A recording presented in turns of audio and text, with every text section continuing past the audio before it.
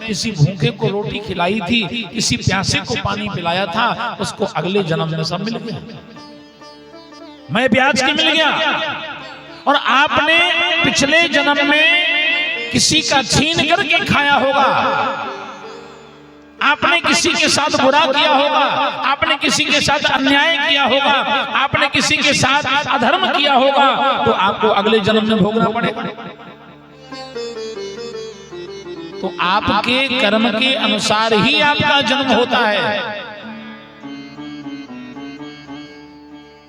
लोग कहते हैं महाराज हम तो अच्छा ही अच्छा करते हैं, हमेशा पुण्य करते हैं, हमेशा भगवान के मंदिर में जाते हैं, हमेशा घर में रामायण पढ़ते हैं महाराज, लेकिन हमारे साथ बुरा क्यों हो रहा है? भगवान सुनता ही नहीं, इतना कष्ट जीवन में है, भगवान सुनता ही नहीं।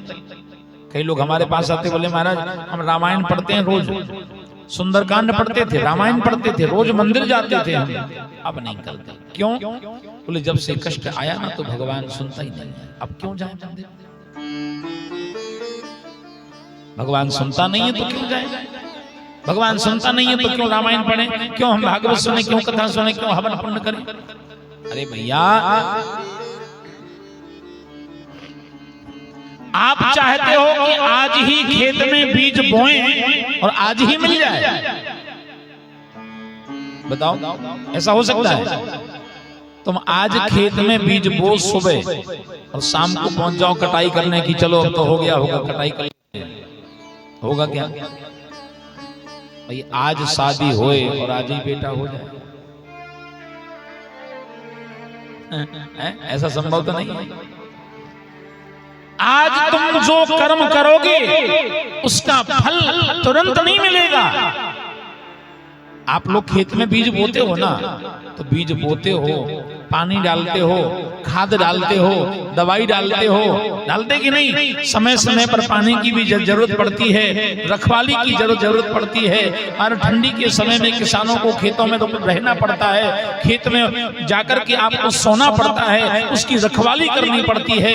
महाराज कोई जानवर उजाड़ ना दे, कोई बर्बाद ना कर दे, कब पानी चाहिए, कब दवा चाहिए, कब क्या चाहिए, कितनी व्यवस्था और कितना ध्यान रखना पड़ता है, तब जाकर के कुछ महीने बाद कुछ हाथ में आता है कि नहीं? कुछ महीने के बाद कुछ हाथ में आता है, तुरंत तो नहीं आता ना। उसी प्रकार मेरे भाई ये कर्म की खेती है।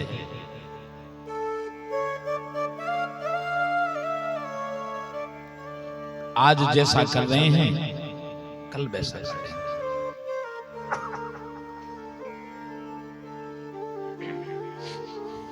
आज हम जैसा कर्म कर रहे हैं कल वैसा काटेंगे, आज जैसा करेंगे कल वैसा मिलेगा, और कल जैसा किया था वैसा अब मिल रहा है।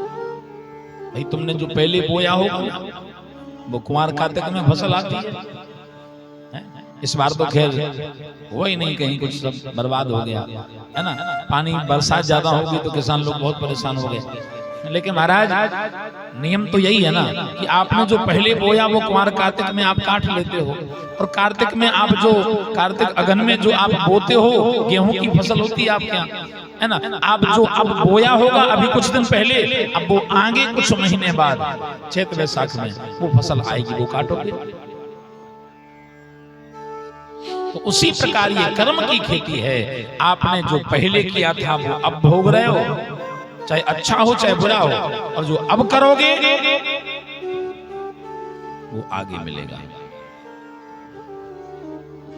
और अच्छा एक और है, एक बात और भी है, जो आप खेत में बोते हो, बोते तो आप ही हो, लेकिन खाते तो बच्चे भी हैं, खाता तो परिवार भी है, उसका उपयोग तो सब करते हैं। उसी प्रकार माता पिता के जीवन का कर्म, माता पिता के जीवन के पुण्य और पाप बच्चों के ऊपर भी आते हैं। ये भी ध्यान रखना। एक पुरानी कहावत है हमारे यहाँ, बुजुर्ग लोग कहते हैं, बाढ़ ही पूत पिता के धर्मा और खेती उपजे है अपने घर में। आपने जिंदगी में जैसा कर्म किया होगा वैसा मिलना है। महाराज श्री सुखदेव जी महाराज कहते हैं, राजन परीक्षित, रानी सुनीति को घर से निकाल दिया गया। बेचारी गांव के बाहर जाकर के झोपड़ी बना करके रहने लगी, लेकिन उसने भगवान से शिकायत नहीं की। प्रभु जितना दुख देना हो सो दे देना, जितनी मुसीबतें देना हो सो दे देना, लेकिन इतनी कृपा करना कि इन दुखों में मैं तुझे भूल न जाऊं। दुखों से अगर चोट खाई न होती तो कन्हैया तेरी याद आई न होती, तो कन्हैया तेरी याद आई न होती। जिंदगी में दुख नहीं आता ना तो कोई भगवान के यहाँ जाता भी नहीं। जिंदगी में अगर परेशानी ना आए तो कोई मंदिर में जाए भी नहीं, भगवान को कोई पूछे ही नहीं।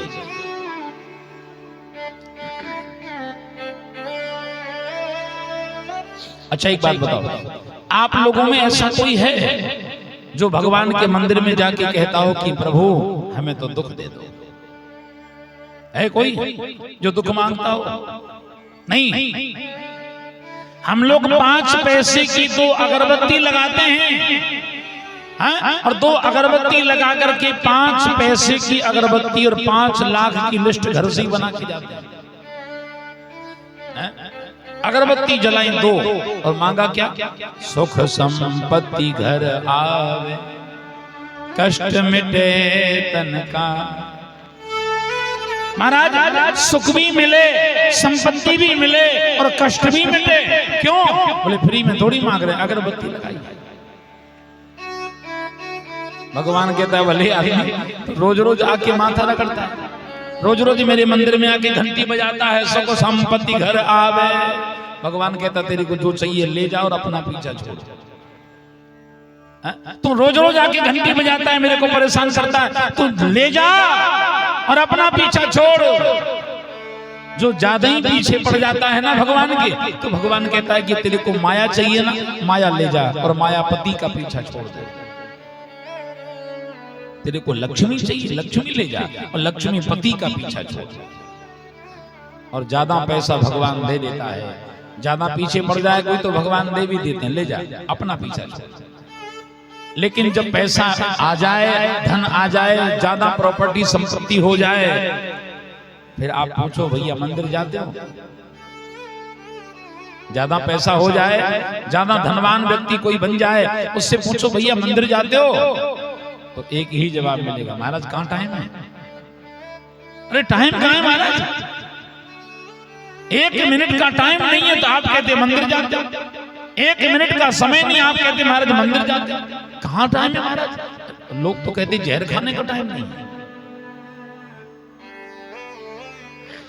आदमी के जीवन में कितनी बड़ी विडंबना है। एक हमारे भक्त हैं आगरा में, और उन्होंने एक मंदिर बनाया देवी जी का। बड़े आदमी हैं। यूपी में उस समय जब मायावती की सरकार थी, उस समय आगरा के वो विधायक थे और मंत्री भी थे शायद, गोयल, सुशील कुमार गोयल। आगरा में रहते हैं, आज भी रहते हैं, उनका बहुत अच्छा मकान है वहां। तो देवी जी के बड़े भक्त हैं। उन्होंने एक मंदिर बनाया देवी जी का, हमारे भी परम भक्त हैं। तो देवी जी का मंदिर बनाया, हमको बुलाया, हम नहीं पहुंच पाए। तो हम बाद में कुछ दिन बाद जब बाहर गए थे तो लौट के आए और हम पहुंचे आगरा। हमने फोन किया, हमने कहा विधायक जी हम आ रहे हैं। बोले महाराज जी पधारो। हम पहुंचे, सीधे मंदिर पहुंचे। तो हम जब मंदिर पहुंचे तो मैंने देखा कि उन्होंने बढ़िया गजब का मंदिर बनाया, गजब सुंदर भव्य मां दुर्गा मैया की मूर्ति। तो हमने पूछा, हमने कहा विधायक जी एक बात बताओ, आपने मंदिर तो बहुत अच्छा बनाया, कितना पैसा लगा? बोले महाराज जी करीब 75-80 लाख रुपए खर्च हो गया, इतना। तो हमने कहा 75-80 लाख तुमने खर्च किया है, तो रोज कितनी बार आते हो मंदिर में? सुबह शाम तो आते कि नहीं आते? दिन में कितनी बार आते हो? वो आदमी हाथ जोड़ के हंसते, महाराज जी ये ना पूछो दिन में कितनी बार आते हो, ये पूछो महीने में कितनी बार आते हो। मैंने कहा क्यों? महीने में कितनी बार? बोले महाराज जी एक पुजारी लगा रखा है, महीने का पैसा देते हैं, तनख्वाह देते हैं पुजारी को, अपने को टाइम नहीं है। संडे को छुट्टी के दिन अगर टाइम मिले तो चले आते हैं महाराज, बाकी टाइम नहीं है। बोले आज आप आए तो हम तो आज 1.5 महीने बाद मंदिर आ रहे हैं। बोले टाइम कहाँ है? संडे के दिन, छुट्टी के दिन अगर टाइम मिले तो चले आते हैं महाराज, नहीं तो टाइम नहीं है। अच्छा एक बात बताओ, यमराज के दूत आए तुम्हें लेने के लिए, तो यमराज के दूतों से कहना महाराज अभी टाइम नहीं है, संडे को आओ छुट्टी के दिन। बताओ चल जाए? चलेगा क्या? यमराज के दूत जब तुम्हें लेने आए उनसे कहना महाराज अभी तो खेती बाड़ी का टाइम है, अभी सीजन चल रहा है, अभी दुकानदारी का समय है, अभी बेटे की शादी करना है, अभी इतने काम है। एक काम करो महाराज 10 लाख रुपए ले जाओ, 5 दिन के लिए छोड़ जाओ। यमराज के दूतों से कहना महाराज 10 लाख में नहीं मानते, अच्छा एक काम करो 5 दिन के लिए छोड़ दो और 5 करोड़ ले जाओ। बताओ चल जाएगा? यमराज के दूत मान जाएंगे?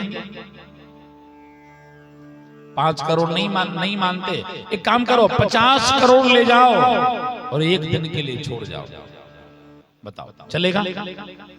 नहीं चलेगा ना? वहां तो क्या होगा? आएगा जब बुलावा कुछ भी न साथ होगा। तुमने कितना धन कमाया, तुमने कितने मकान बिल्डिंगें बनाई, तुमने कितनी जमीनें खरीदी, तुमने कितना बैंक बैलेंस किया, महाराज आएगा जब बुलावा कुछ भी न साथ होगा। 2 गज कफन का टुकड़ा तेरा लिबास होगा। वहां तो क्या होगा? श्वास रुक जाएगी चलते चलते। एक दिन तो क्या, 1 घंटा तो क्या, 1 मिनट तो क्या मेरे भैया, एक